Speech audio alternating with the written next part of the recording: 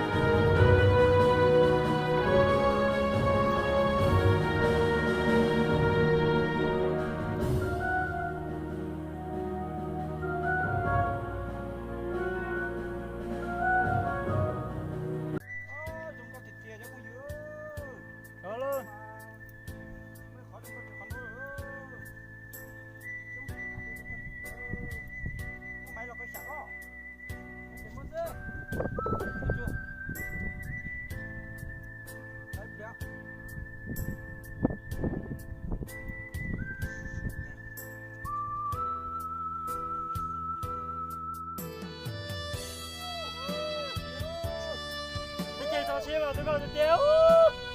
Sao tiền là đâu nhốt cha thì tôi còn tao xíu mà.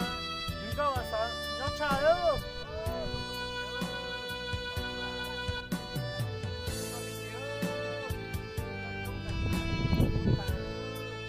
Thế thì cho cháu học về đây lui mà nó có cha đâu.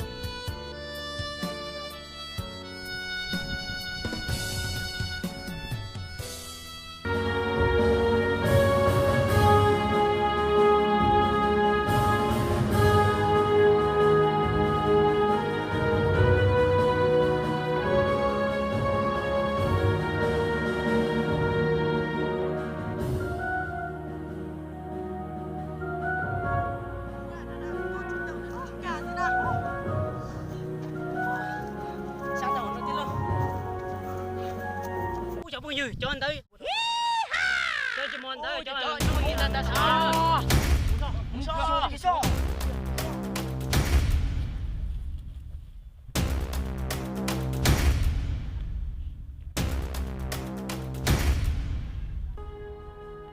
cháu bao nhiêu mua là sang đó để thả đấy nè nuôi tao cũng cháu bao nhiêu bây giờ đây rồi nói bao nhiêu Yo cơ, nhân câu á, nhân cho món ngon tao quá. Giờ cứ giờ bán được kìa nó. Cái sản thảo cho tao đó. Tao cả, cái chú sao, biết không biết lắm mà chú sao. Để cho anh chấm bột. Chú sao, nên đi chỉ cho kế là. Cho khỏi để trong này tao cũng cháu bao chờ thôi lại. Nhưng tao này chó lo nên tao cũng cháu. chỉ tao sản thảo mù bé đưa. Tao sát cha coi, tôi cháu muốn chơi món à.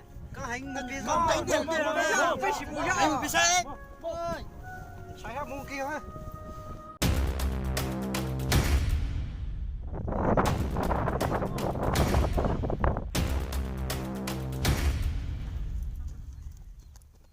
cho giờ anh pun cho nói mẹ biết chú tao kia à Giờ mình sẽ cho nên chỉ một con cho cần rồi đi ha. Đang chỉ một tay điểm một chút cái gì chơi. Chú cái gì? Đi. À tôi hỏi. Chơi một cái sản tàu bao nhiêu?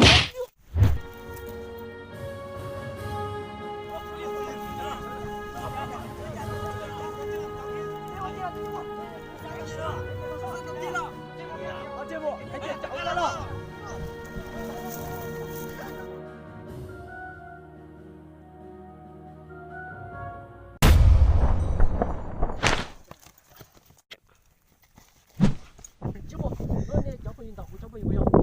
Okay. hãy định gần lên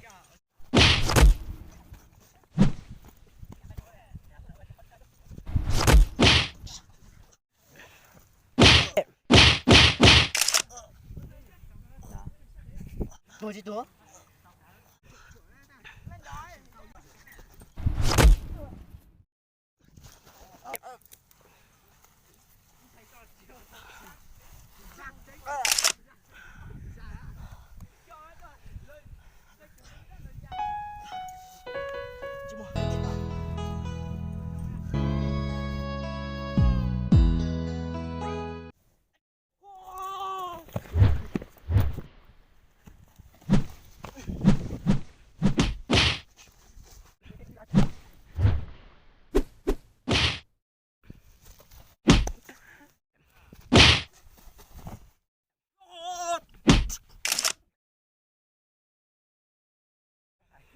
Chỉ một tôi chỉ túa. Anh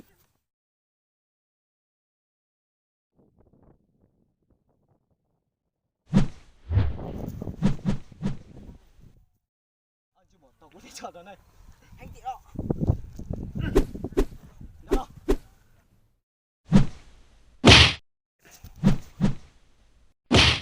No.